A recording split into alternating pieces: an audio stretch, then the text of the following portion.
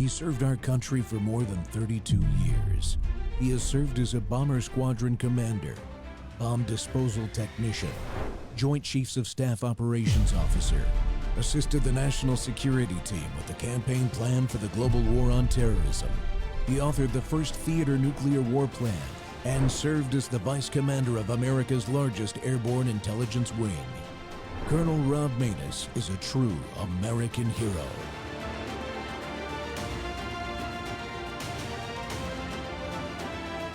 This is Rob Maness Live. Well, there might be a risk. I have been in touch with all of them, as I said, especially with Qatar and Oman foreign ministers. I explained for them. What happened in Oman was not our choice. We have already told our, armed forces to be careful about the targets that they choose. As a matter of fact, our, military units are now, in fact, independent and somehow isolated, and they are acting based on instructions, general instructions given to them in advance. Good afternoon, America. This is More War Monday on the Rob Maness Show, and we're live on Worldview 2. Well, the Iranian Mosaic Defense, that's what's going on here. That system, right now, the Middle East is ablaze. The U.S. and Israeli strikes continue to hammer Iran. Missiles are flying. Oil routes in the Strait of Hormuz are under direct threat by the Iranians. The global energy prices are spiking and then going down and spiking again, so they're erratic. China's watching closely as their supply lines get squeezed, but also their defense assets get crushed, like their air defense system that didn't work. And Iran's not folding, and that's not expected to fold anytime soon in this operation, I don't think. They're fighting back, and they're trying to fight back as hard as they can, although they're very limited. You just saw that clip. Why is that guy saying what he's saying is the question of this show. Because Iran's game plan isn't about a knockout punch. That's why. It's about survival and trying to wear the United States down. That's their Mosaic Defense, is the way it's characterized. A decentralized nightmare built over many decades by the IRGC. The IRGC is the force that suppresses the people and keeps the mullahs in power, folks. No single command center exists to take out. There are provincial units, as he mentioned, the Basij militias, missile batteries, drone swarms, all semi-autonomous and ready to keep launching even if Tehran goes completely dark again like it was on the first night. It's attrition warfare. Bleed the enemy economically, exhaust defenses, turn every province into a little resilient tile that keeps the fight going. We'll look at how this mosaic actually works.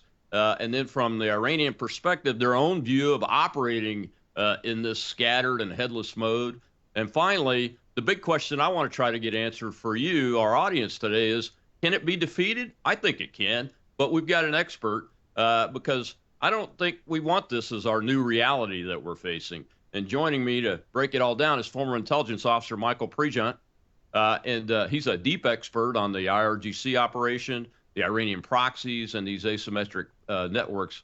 Michael, it's great to have you back with us. Let's get into it. What does this decentralized mosaic really mean for American strategy on this war? Well, for Americans to understand this, imagine the Pentagon was taken out. Our intelligence agencies were taken out, and our division headquarters across our combat divisions were taken out. And you have these disparate battalions operating independently, like you said, with a general mission statement of, if you're in charge of drones, here are your targets. If you launch ballistic missiles, here are your targets. If you're part of the IRGC or the Basij, it's about regime survival. So you go after charismatic males, the leaders in the opposition, and you disappear them. You exit them. So that's what the plan, that's what we're seeing in real time, right? Yeah. I would just say that we've added on top of that, we've basically taken out the supreme leader, degraded their military command and control, that we've affected their leadership all across the IRGC, the Quds Force, and the Basij, to the point where these decisions, and if you listen to the president speaking, the president of Iran, is basically saying, hey, we're trying to tell our military to stop doing that, and we both know that they're going to do it anyway because they're not listening to politicians at this point. They're not Mm, listening to clerics. They're not listening to the Council of Experts or the Guardian Council. They have their orders. There's a reason the IRGC wants Khamenei's son is because he's an IRGC guy. He's yeah. deferred to them. He's worked with them, and the best leader they can have is one that reportedly has lost a leg and is in a coma that they don't really have to ask questions of. They can operate independently. I think that's where we're at right now. Yeah. So, what does it look like on the ground? I don't think a lot of folks understand just how big geographically Iran, the country, is, or how complex their system of command and control and communications, but especially the units of the IRGC and how they're located, what their architecture is, how do they communicate? Because there's got to be some type of communication, and then how do they make decisions on whether to strike a target or not, or just go dark to protect themselves? Do we have any idea how all that works? We know what it looked like before the operation, right? So we've degraded Yeah. their communications capabilities, their command and control structures, their radars. So you basically have spotters now. If let's talk about the Strait of Hormuz for a second. Hey, I think that is a non-Russian or non-Chinese tanker. Let's attack it. And then it turns out they hit a Russian tanker, right? In the last Hmm. 24 hours. So it's at that point where they're not getting orders, they're not getting the intel, they're not able to rely on technology that they may have had before Epic Fury started. So they're kind of, messing up, right? Who launches a ballistic missile at Turkey? You don't want to do Hmm. that because Turkey is an ally in this case. Who launches at Oman? You don't want to do that because Oman has always been your divorce attorney, trying to get you the best settlement in these negotiations. We can talk about Qatar in a second.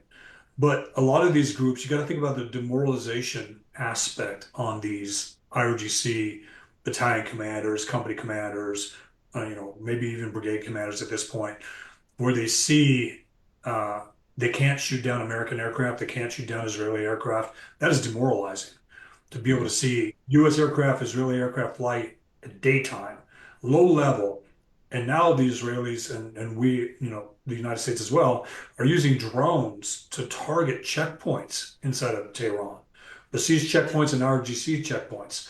So there's a demoralizing effect here on the IRG soldier. We would be demoralized if we had enemy fighters flying over our skies and targeting elements of the 82nd Airborne Division that were sitting at Hmm. checkpoints or trying to conduct operations or launch drones. So that's the capability I look at. I look at, strengths, weaknesses, schisms, opportunities. And we're seeing schisms. We're seeing a lot of these people are breaking ranks. Hmm. The Basij members posting videos saying there's nobody at our checkpoint, everybody's gone home, I'm going to do the same thing. We've seen that from the Artesh, the regular army. We have not seen that from the Quds Force yet. We need to see that. We need to see that from the IRGC. And when we see that, then we'll start being able to really gauge how effective this Mosaic defense really is.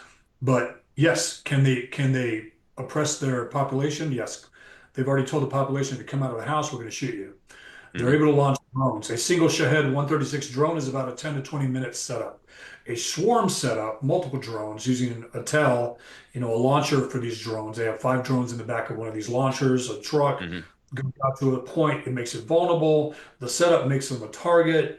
We're over the skies, the Israelis over the skies looking for these signatures. So that's something that we're looking at, but that's something they can still do, right?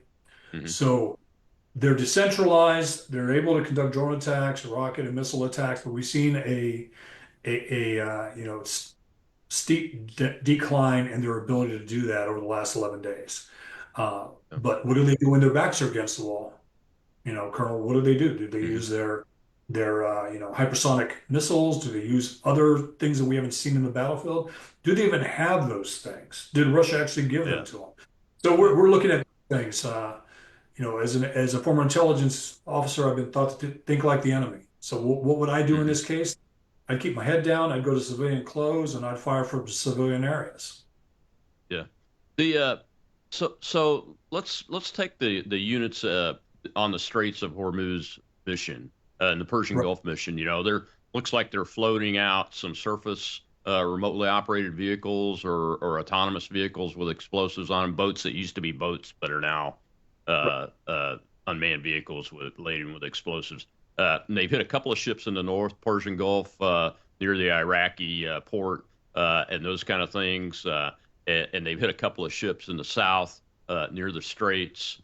And they don't know how they don't have good targeting information. So how would they be getting their targeting information now if they're disconnected? Is it just like visual lookouts, those kind of things? Is why it's so bad?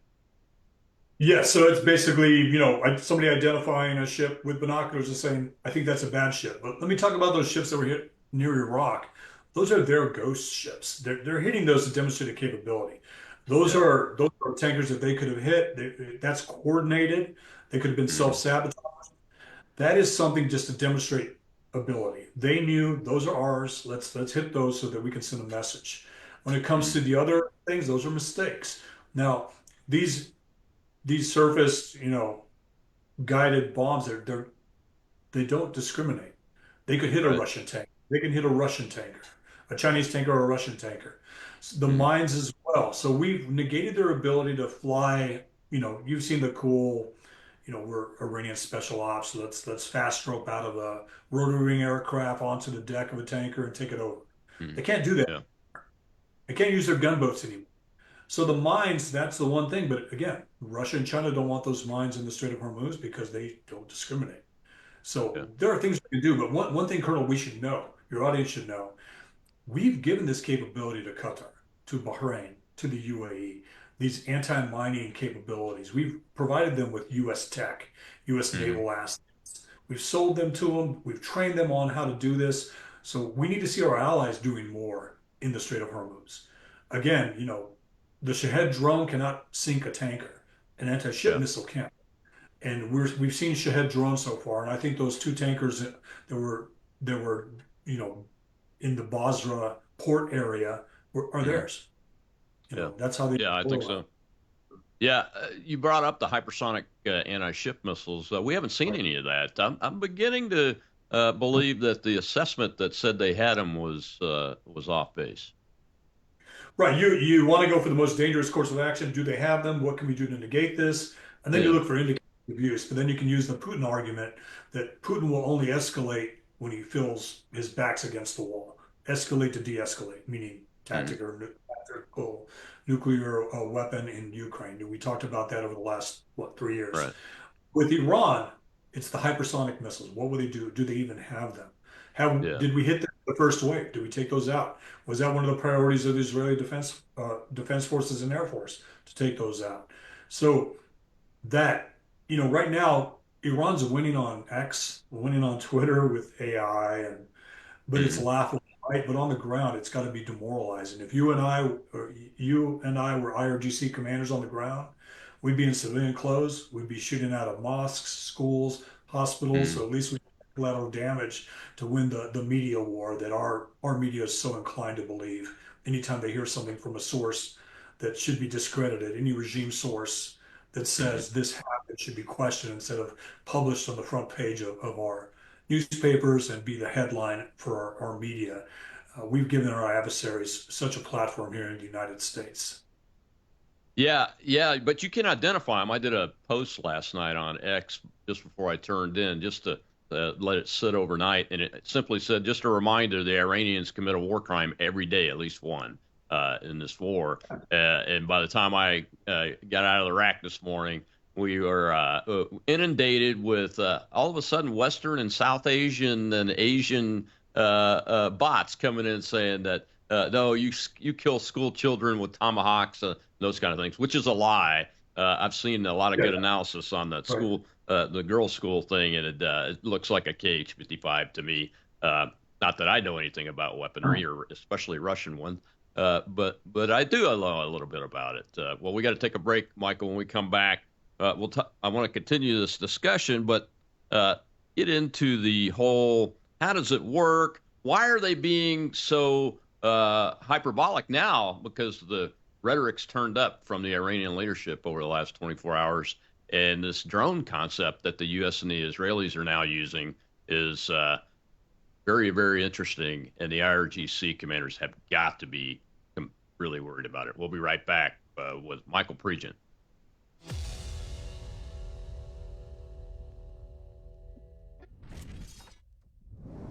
News is moving faster than ever, and so are we.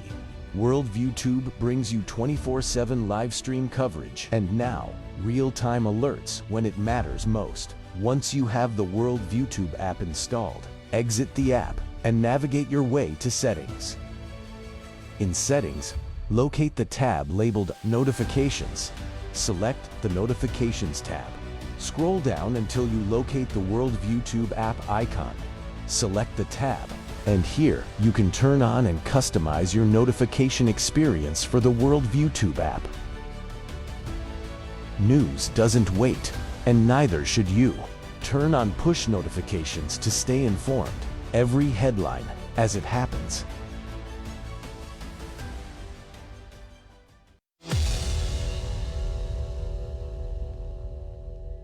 So the Iranians rely on what's called a Mosaic Defense strategy. It's this kind of decentralized approach to warfare. The U.S. and the Israelis have gone after a lot of Iran's conventional military capabilities, but right now, the effort would be at attempting to go after the command and control node. So look, it's an extremely complex military operation from the American side. It's not only the hardware that's needed, but there's all sorts of joint command decisions, operational tempo, and other aspects to consider as well.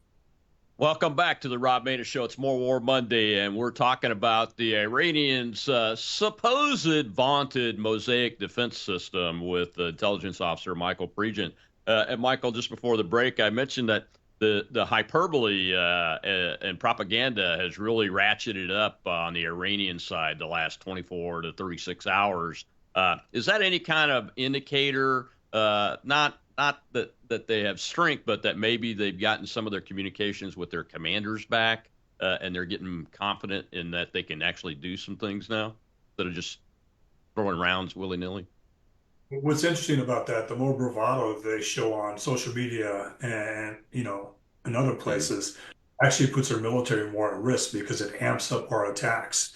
It amps up our airstrikes. So it's kind of a defeating. It's cheerleading failure in a way, but not knowing that that's what they're doing. The only people that are in charge of anything on the ground right now are those IRGC commanders at the battalion level. They're trying to, they can't mass, right? They can't, move their military towards, through vehicles. They don't have tanks. They don't have things like that. There's no enemy to move that stuff towards. So they're focused on the population. They can't shoot down any aircraft. They can't shoot down, the drones that we're using are actually reverse technology that we took from the Shahed 136 drone and made it more capable, made it quieter. And, the Israelis are launching those from somewhere. And I love that because we don't know whether they've already established a foothold in northern Iran or they're launching out of northern Iraq. We don't know, but if you're an IRGC guy, that's exactly what you think. That's where you think it's coming from. Because anytime we can tend to think we have a capability that we have or we don't have, it creates doubt. It creates a fog of war in their minds, and you're seeing that. It creates panic. And when they don't have a higher headquarters to bring in reinforcements or a quick reaction force, they feel isolated. They're on their own. So that's the important part of this. These are the opportunities, right? These are the schisms that we look at to exploit. And I think there's no better military to do that than the Israeli Defense Forces and the IAF right now. Yeah, we're doing as well. We just hit targets. They're willing to get down on the ground. They're willing to do more than we are. Yeah, and when I first, I think it was yesterday morning, I saw the first video coming out from the population showing the drones over intersections around Tehran, and there's just hundreds of these things flying around. Yeah, they're basically orbiting at intersections and not being able to be shot down. That is demoralizing. If you're a Basij guy with a weapon, you're like, we're a target. Let's get out of here. Yeah, that's what I was going to ask you. Let's take the typical IRGC battalion in a city and then one maybe in a more rural area. So in a city, I've already seen a photograph, unconfirmed, of IRGC vehicles parked outside of a kindergarten in downtown Iran.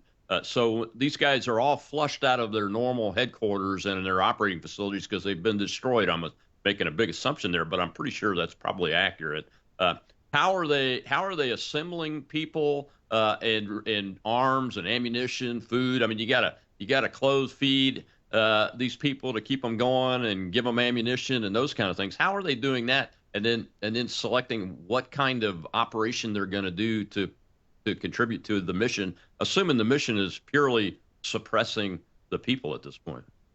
Yeah, at this point, if you're an IRGC battalion inside of a population center, you're there to show presence, right? To show that you're still there. But we've heard through reporting and through chatter that they're running out of weapon systems. They're running out of ammunition. They're running out of water and food. And the population is staying indoors. So they're the only exposed target besides regime. You saw this BS propaganda video of a regime guy on a stage in Tehran with a huge crowd cheering, saying, "Look how brave we are. The Americans have no chance. Look at our resolve." It's because they know we don't target crowds like that. The Israelis don't target crowds. The Israelis didn't drop a bomb in the stadium in Lebanon when everybody was mourning the assassination, the legitimate targeting of Nasrallah. So they actually know. It kind of defeats their argument that we attack civilian targets because that would be lucrative to them. But my point is, the only people out there are the IRGC, and it makes them sitting ducks. They can't shoot back at us. If they launch a drone from one of those schools and hospitals or kindergartens, they want us to hit it so that they can use the Hamas narrative that the Iranians taught these terrorist groups, that Lebanese Hezbollah taught every group, that make sure there are civilian casualties with every operation. Fire from schools, keep the children there. Most people don't know that the children are forced to stay there so that they will be collateral damage if there is a counterfire battery attack or we hit a place. Point of origin, we saw that we have radars and automatic systems. Point of origin, you hit it. With a Q-36, Q-37 radar in a tactical environment, but in these strategic environments like this, where you have standoff and where you're firing from platforms and firing from other countries, you have more advanced radars that can just put lead on target within seconds of a point of origin fire, point of origin, point of impact, right?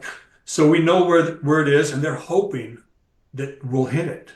And these guys are willing to die, right? We know that about the IRGC, and we know that about these terrorist organizations. They're willing to die because they believe, martyrdom, and within seconds they'll be in paradise and everything like that.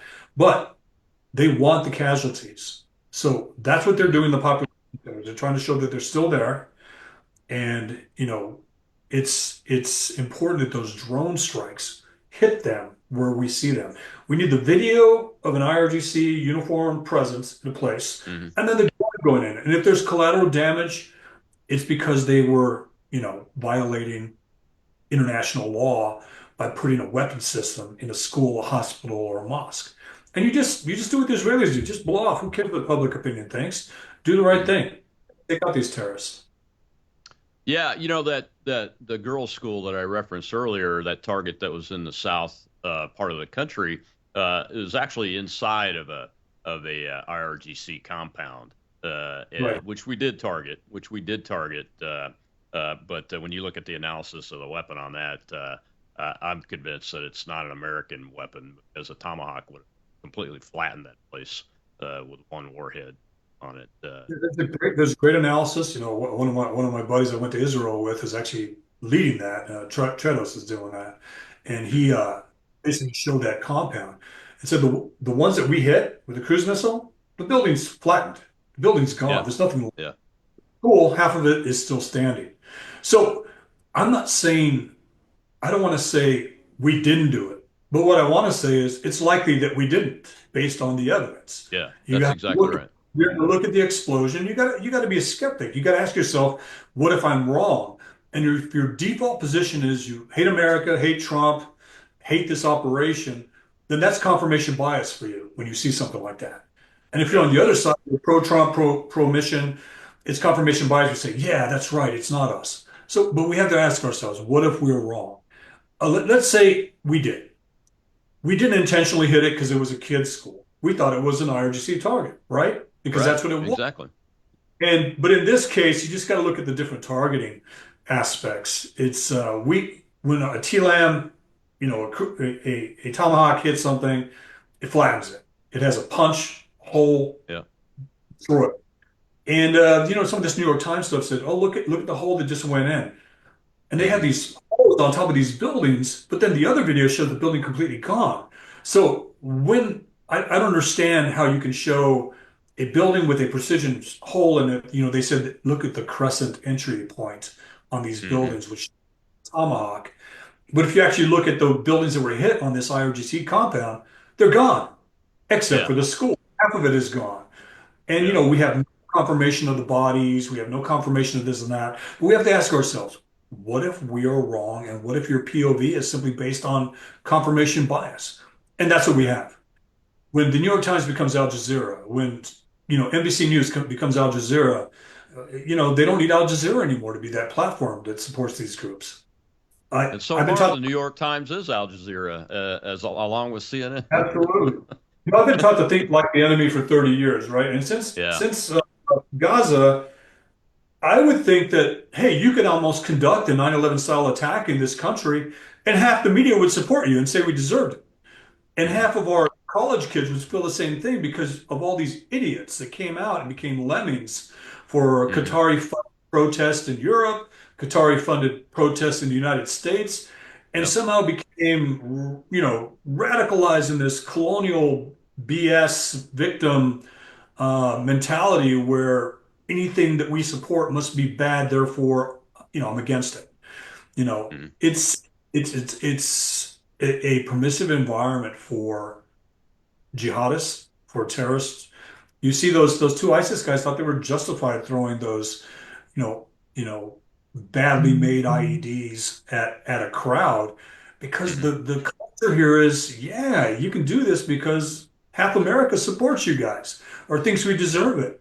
So I'm not surprised by that, but I'm concerned about that.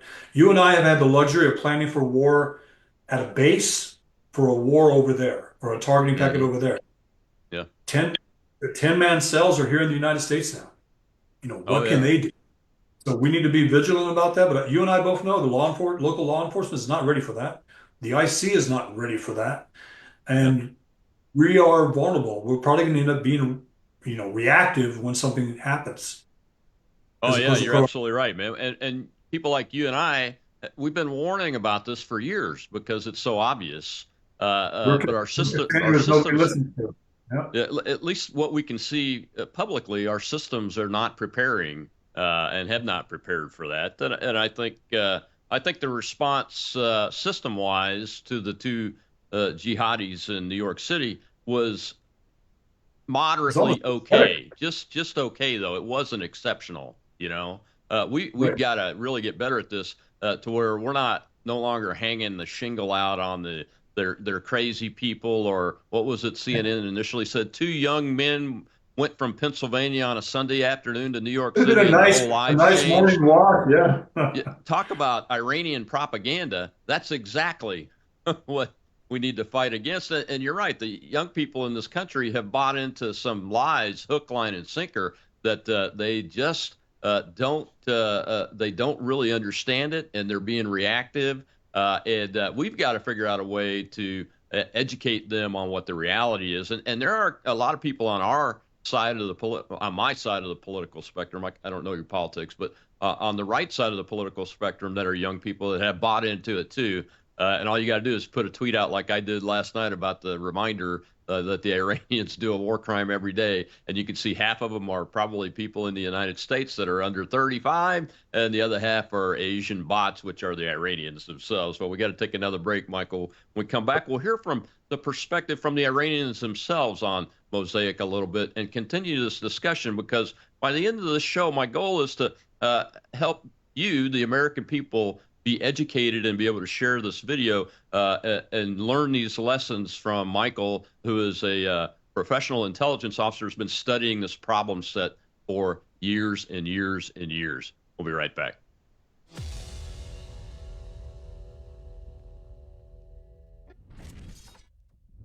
What if millions around the world could access Bible teaching and worldview training for free right now without hitting a paywall?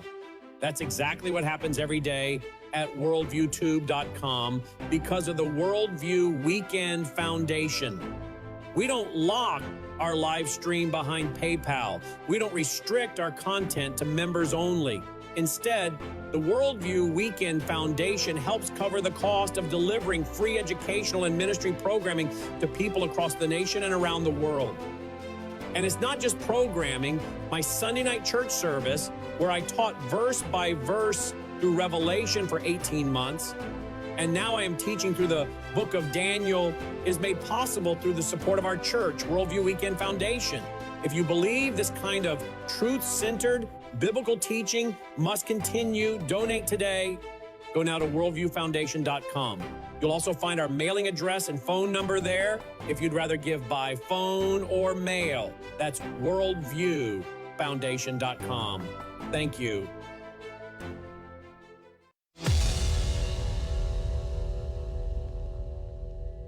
The West thinks they can break Iran like a conventional army. They're dead wrong. Why? Because Iran doesn't fight like a traditional army, Iran fights like an anti-imperialist insurgency. For decades, the IRGC has been built like the very resistance movement from which it arose that overthrew the Shah. No fully centralized command, no single brain to target, instead, the decentralized Mosaic Defense. The idea is straightforward. It disperses command structures, weapon systems, and operational units across vast geographic and organizational nodes. Imagine a glass mosaic. Smash one corner, but the entire picture stays complete. That's Iran's strategy. 31 independent units in each province, each with their own weapons, authority, and fighting spirit.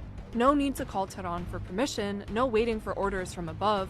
When the imperialists strike, 31 mini armies rise up as one. Decapitating the leaders doesn't work. It is a system designed to have no off switch. And these aren't typical generals. They're the veterans who started the anti-Shah Islamic Revolution and later crushed the US-backed Takfiri plan aimed at destabilizing the new Middle East in Iraq and Syria, albeit the fall of Damascus after 14 years of resistance. They supported the regional resistance in growing its capabilities to master asymmetrical warfare through movements like Hezbollah and the Popular Mobilization Forces, and Yemen throughout its war of defense against the US and Saudi, and its intervention against the Gaza genocide. Iran has already delivered a far wider and more crushing response in the first 2 days of the war than it did in the entirety of the June 2025 12-day war, targeting the Zionist entity and US bases and interests across the region.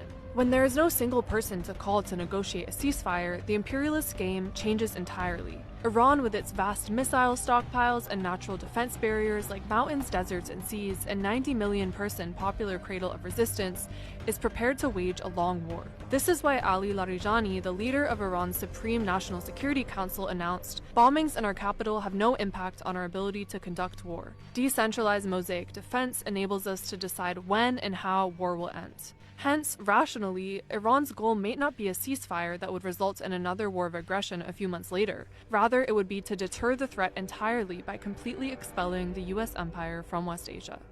Welcome back to the Rob Maness Show. It's More War Monday, and we're live on Worldview Tube, and we're talking about the Mosaic Defense system and concept that the Iranians use, because a lot of people, especially people on the Allied side, that really don't understand warfare or really don't understand the country, its military organization, and why the current war needs to be ended. And America and the Israelis are determined to do that now, along with our Gulf Arab allies that have been attacked in this combined operation.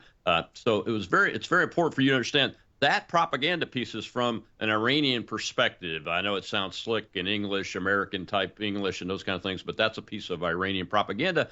But I want you to understand what they think about their Mosaic Defense, and what they want you to think about it, that it's not defeatable, that it's working just fine. We've already talked about with our guest today, intelligence officer Michael Pregent, about why it's not working well for them because of the way the war is being conducted this time. And Michael, I wanted to show that so people have it on the record of what the Iranians think about their system as we continue our discussion. And as you mentioned, we now have drones orbiting intersections in cities that the IRGC might be wanting to use to control the population and those kind of things. And And the IDF, I think, they haven't said it publicly much, but in this combined op, I think up to this point, it's been the Israeli forces that have targeted the IRGC and the Quds forces inside the country more than the Americans have. We've been doing more of the industrial scale dismantling of their ballistic missile manufacturing, their launch systems,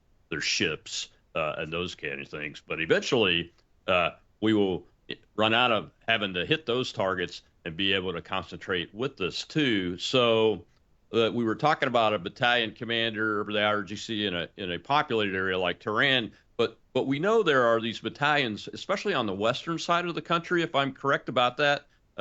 Please confirm it, that along the western side of the country is where a lot of these battalions are out in the rural areas. They have drone launch capability, may have some short-range missile and rocket capability, artillery, and those kind of things. Some of them do. How would they be operating in this environment if we've destroyed their headquarters facilities and they're now flushed out like the city guys are? Well, they'd be operating at the squad and team level, right? If you're a battalion commander, you have these forces that are able to launch drones. Let's say you have a drone force, and then you also have a quick reaction force that's able to, to help, put down a uprising or something like that out there.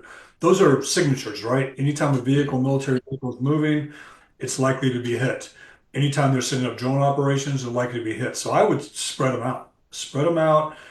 Put them in that mountainous terrain that we've seen that's indicative of Western Iran and Northern Iran, and set up ADA ambushes.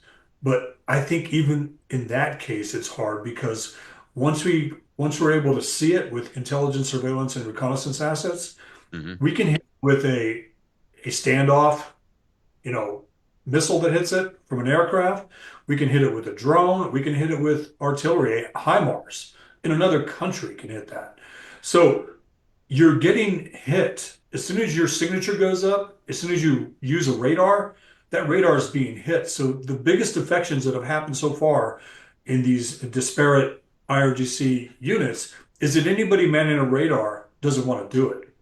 Anybody setting up a drone swarm doesn't want to do it because they're getting hit before they actually even launch, especially with ballistic missiles. This was the same thing that was going on in Afghanistan prior to the Arab Spring.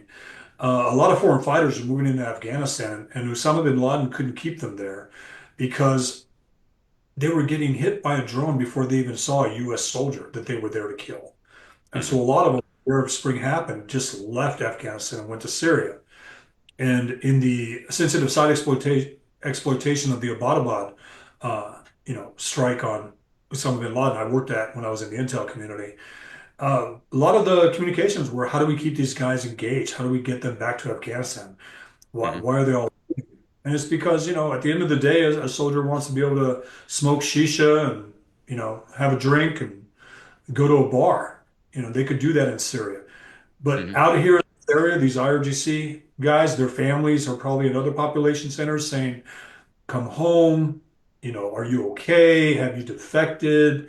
What's going on here? Because a lot of these IRGC members have families that are against this regime.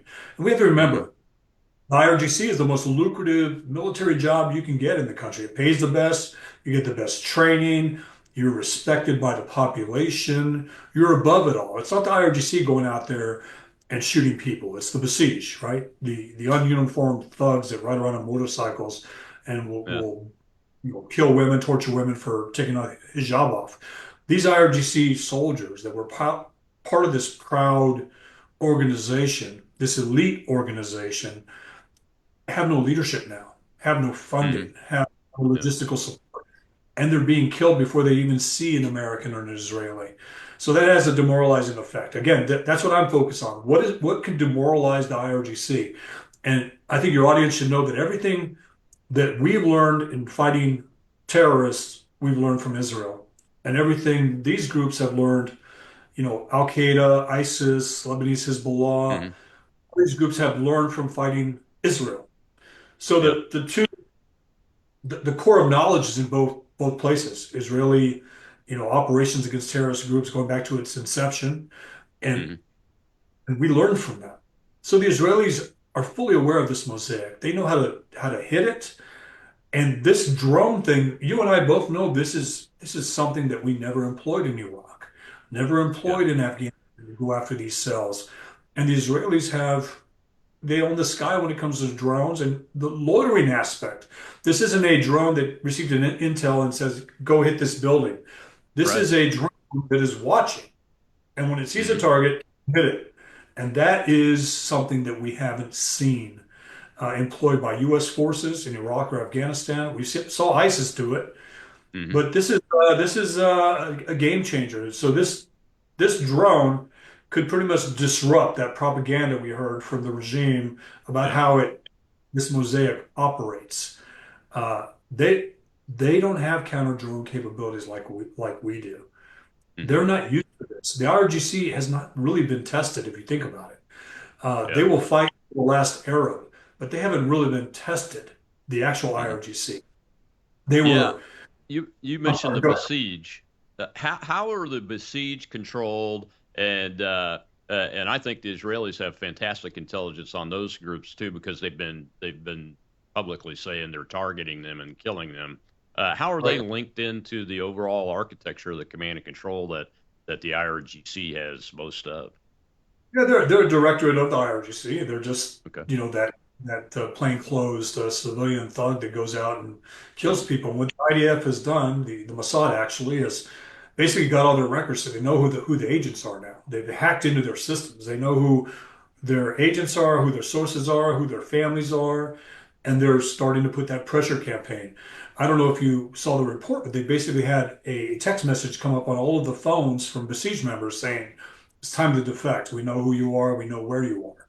You know, that it reminds them of the Beeper campaign where, Israel took out 150 key leaders of Hezbollah. And what people should know is, imagine the 82nd Airborne Division is lined up in parade formation, right? One of our prestigious units, and you see everyone standing with the flags and going through the ranks that are in leadership positions take a knee because they've just received an injury to the groin area or die. Right. And just seeing that came, that's what Israel was able to do to Hezbollah inside of Lebanon. And imagine you're a Basij guy and you get you need to defect now, we know who you are. And they call you by your name. Yeah. And they tell you where your family is. So that's what Israel's doing. And you know what? The Basij guy believes it because he's seen it happen to Hamas, to Hezbollah, to the Houthis. And there's no greater target. I mean, you just killed the supreme leader. These are believable threats. And I would distance myself from anything that was connected to anything if I was a Basij member of the IRGC. So that goes to that communications thing. They're not talking, rolling meetings. They have pre-planned stuff. They get a mission statement. Kill anything in your sector. And that's their mission statement. So there's no reason for, and all the local comms are probably handheld radio or visual signs or rolling meetings. Outside of the country, I want to bring this in. The scaremongers that are out there always try to go, look at all these proxies the Iranians control. We shouldn't try to attack them and take their government down because they're going to just hit us with their proxies. My view on that is now their logistics, their communications, their intelligence, and the ability to get financing and other resources has been cut by this operation. Am I correct in that, or is there somehow that the Iranian government is still controlling these proxies? Well, the SEPA Bank, right? SEPA Bank is an IRGC bank. There's a run on that bank. Shut down. It got hit. That funded a lot of these proxy militias. It was delisted under the Obama administration and redesignated under the Trump administration for being, a primary pass for IRGC funds. And again, we have to remember the Islamic Revolutionary Guard Corps owns 30% to 40% of every economic sector inside of Iran. So everything is hurting this regime. As far as funding the militias in Iraq, they're the low-hanging fruit at this point. What happened to Hezbollah? Israel just killed their leader in the last 12 hours. In the last 6 hours, I got that alert this morning. Their new leader. So anybody taking on these new positions is automatically a target. The Houthis haven't done a lot. Have you noticed? They haven't That's done because anything. we sunk the intelligence boat that was giving them Yeah, targeting information. Finally. exactly. After Well, what? Sitting there the whole I time? gotta take our last break. When we come back, I want to Sure. continue this discussion because now we're into how do we beat these people? Because we are beating them, but we need to crush them in overwhelming defeat, so they are forced to unconditionally surrender. We'll be right back with Intelligence Officer Michael Pregent.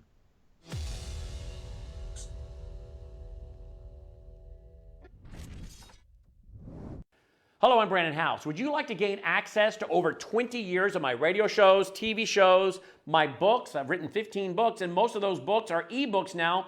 And we have conference DVDs, conferences where we filmed our conferences at the Ozarks, literally starting 20 years ago. It's all available in our archived vault. All you have to do is go to worldviewtube.com/vault, worldviewtube.com/vault, and for a reasonable monthly fee, you gain access to over 20 years of Christian worldview programming, news, information, books, documentaries, and a powerful search engine.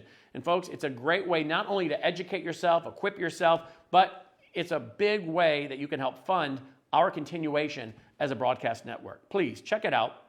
worldviewtube.com/vault, worldviewtube.com/vault, and help us continue pushing out a Christian worldview.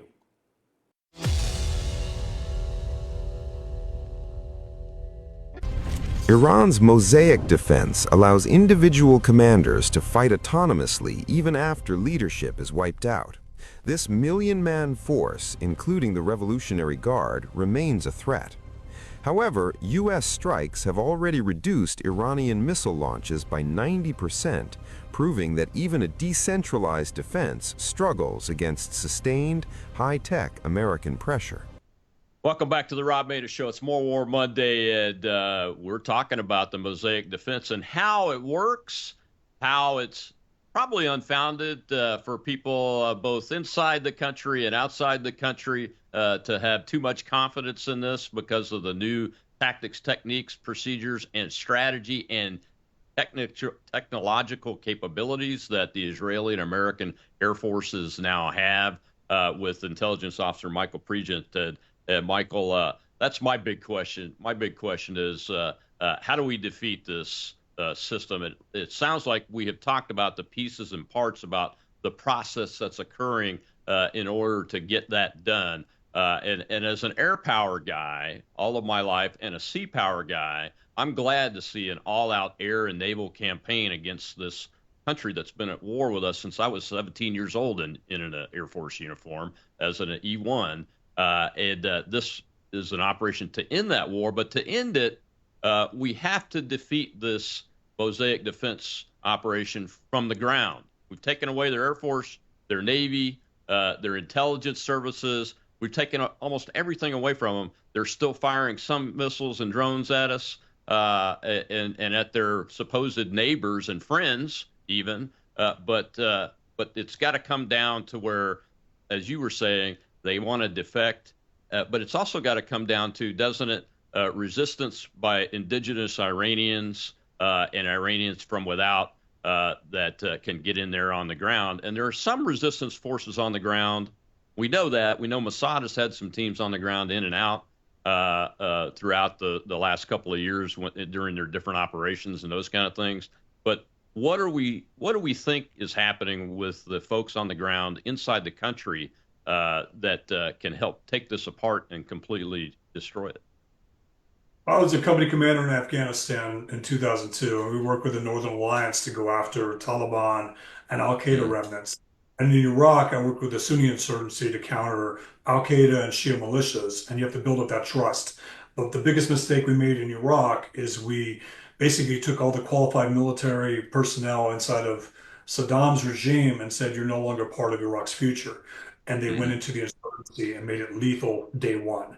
We can't make that mistake again. As we look for indicators that the people are willing to rise up against the regime, as they see these, I mean, people are cheering the drone attacks on Basij checkpoints and IRGC static checkpoints. People are saying this is great because those are the people that will fire at us if we come out. So those things are happening. We have to look for indicators on the ground. but we have to have the Iranian people vet anyone who defects from the IRGC. They need to be the ones that say, we can work with him. We're not very good at that. We have a lot of experience in counterinsurgency, and we've made a lot of mistakes in counterinsurgency because we believe people when they tell us things that turn out to not to be true. Or the Iranian people won't be as gullible. Won't be. I'm not trying to say it that way, but you know what I mean. When you sit across from an Iraqi, they'll tell you what you want to hear, but an Iraqi will say he's lying to you. The American will say, no, he's telling me the truth. So that dynamic is at play. We need to trust the Iranian people to vet anyone who defects. But there's momentum here, right? How do you defeat this enemy? We've degraded it to the point where it's not as big a threat to its neighbors as it was 11 days ago. Right. We've taken out leadership to the point where anybody who tries to run for supreme leader or say that they should be supreme leader is unknown to the Iranian people because they've never seen this person before. It's likely Khamenei's son is in a coma, is injured, maybe even dead. The perfect candidate for the army. So you defeat them by demoralizing them, and you look for these things on the ground. Do we have an opportunity to provide weapons to a group, intel to a group, logistical support to a group? But whatever group that is, it has to have an Iranian face. It cannot be an American face. And the difference between, I understand hard right guys being against forever wars. I'm there too. I'm a veteran of forever wars in Afghanistan and Iraq. Their baseline is sincere, but this is not that. This is the first time a population has asked us, come in, what's taking you so long? We have no problem with Israel killing these guys. It's your turn to come in, the US. So that's where we're at now. We have to see the time and space, offer the time and space for the people to do something. But if we don't see those indicators, then the president can say, I degraded their nuclear program, their ballistic missile program, their drones, their ability to fund terrorism, and we will hit them anytime they start to develop these capabilities again, and then call it success. Yeah. That's one of the things that I'm concerned about. I'm watching too, and I've been in communication pretty consistently over the last 5 years with one of the groups that has people on the ground in there. But we're not seeing any indication that, as far as I know, that the population is actually going to rise up. I mean, it's one thing to be cheering and all that stuff, but at some point, we've created a lot of time and space inside this capability that the Iranian tyrants have for movement, and we're not seeing any movement that I'm aware of. Well, the window just opened with this new drone campaign. This is a different phase of this operation, to be able to take out static points, police hitting police stations. That sends a signal. If you and I were sitting in the neighborhood wanting to know if we could overthrow our government, and we saw a government security patrol decimated, I'd feel a little bit more secure now. And then you see how, as that expands, that window expands, and the people have an opportunity to do something. But again, if we don't see it, then we just declare that these things have happened. They were part of the president's strategy, and we need not force it to happen. Yeah. If you were making recommendations in the daily briefings to the president, what would you be talking about now, 11 days into this, even by his admission, a 5-week planned operation? And we've only hit about 6,000 targets out of the known 20,000 so far. What would you be talking about with him from the perspective of getting this job done, either on the timeline or stay in the fight as long as it takes? And here's why. Well, I would declare a no-fly zone over northern Iraq and northern Iran to protect our Kurdish allies, right? Anything, if we're gonna arm the Kurds in Iran, the Peshmerga in Iran, we need to protect the Peshmerga in Iraq because they're working together. There's logistical support, intel support, and we've abandoned the Kurds. When it comes to Syria, we didn't support the Kurds in the referendum in Iraq. So there's a hesitance, right, to believe what we're going to do. But if we demonstrate a capability to secure those areas, then we can bring in intel, arms, logistical support. And I'm not saying to the Kurds in northern Iran, but to have them push it to other groups that are willing to go after the regime. I would tell you that the next leader of Iran that is not going to be, that leads to regime change is going to be somebody we don't even know about right now. Yeah. Pahlavi, the Shah's son is talking about his popular support there. He has it. The MEK, the NCRI, they're great at gathering intel, but they don't have public support. The other groups, they all kind of fight with each other. There's no temporary alliance to exit the regime, and that's what we need to see form. A temporary alliance between the Azeris, the Kurds in the north, the people in Iran to go after the regime and find that charismatic male, because it's still a male-dominated society, to lead the opposition, to step and then have these groups come together and have that referendum on who do you want to be the leader, that kind of thing. When we see that happening, that no-fly zone will probably kick that into gear to get at least people thinking that the U.S. is serious about this.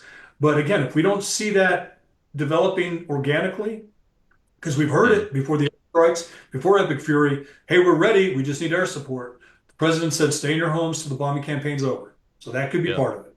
This new drone campaign to take out, I'm telling you, if you and I were rebels and we start seeing government forces being destroyed by drones, I would feel a lot more confident. But the next signal is, and I don't know why we don't talk about this, we need to arm these people. We need to give them weapons. Yeah. And I don't know if that's taboo in conversation. It's what we do. We're good at that. That's what we did with Ukraine. We're good at giving a dedicated force that speaks the language that is against one of our adversaries weapons. We need to find that same inside of Iran. Yeah, that's one of the things that I've been concerned about, and I've been talking about it for over a year now, is unifying like the Pahlavi forces, the MEK forces, and all the other little factions that are inside the country. They have to be unified, or it's a no-go. I mean, it won't last, even if we try it. And I think that's why I think the president's probably looking at, at some point, I'm going to have to either declare victory and go home, or they're going to have to start giving us indications that they're unified enough to where they can go forward and we can get them some arms and everything. Why the no-fly zone in the northern part of the country in northern Iraq? Is that because of the Iraqi? Is it called the PFM or PMF? Yeah. It's because of IRGC Quds Force-backed militias, the same ones that we just hit yesterday in Al-Qaim and Abu Kamal, the areas that cross into Jordan, because they were launching drones and rockets at our bases there. The same people that attack us all the time. The same people that Brett McGurk, Barack Obama, and Biden said were allies in the ISIS campaign. This is where my expertise lies, in IRGC proxies and Quds Force operations. I was in Iraq for 4 years working these issues, and I know these groups very well. In some cases, we talked to them while they were in detention at Cropper and other places, Hookah, other places in Iraq. So yes, it's because of that. Anytime they were going to arm the Kurds in Iraq get punished by Iranian ballistic missiles and drones. We need to protect them, offer them the capability. They are the best fighting force in the country. They helped us with ISIS, Al-Qaeda, and the Shia militias, but they don't trust us because we've kind of left them out. Yeah. Oh yeah, absolutely. And politically, I'll just say this before we get to the end of the show. Politically, I think that I may even be in agreement with somebody named Lindsey Graham over this. Maybe we should be starting to talk about giving them their own autonomous zone across northern Iraq and northern Iran, or at least pieces of it, so that they can develop their own country, since they are such good friends to the United States. And not just that, but they're good friends to peace and prosperity. And Israel. I mean, that's and Israel. I mean, that's the pathway to peace across the Middle East is prosperity and freedom, so that people can live without being worried about their mom being kidnapped and put in a prison and then hanged for no good reason. Well, Michael, thank you very much for joining me today. Real quick, there are two countries that are against all that we should have more leverage on: Turkey and Qatar. We need to not care what Erdogan thinks, and we need to tell Qatar that you are the next state sponsor of terror based on what you're doing. You're absolutely right. Once again, thank you, Michael. I appreciate you joining me. This is going to be great. People will get a lot out of it and what they need to know about this Mosaic Defense. And tomorrow, folks, Training Tuesday. I'll see you then.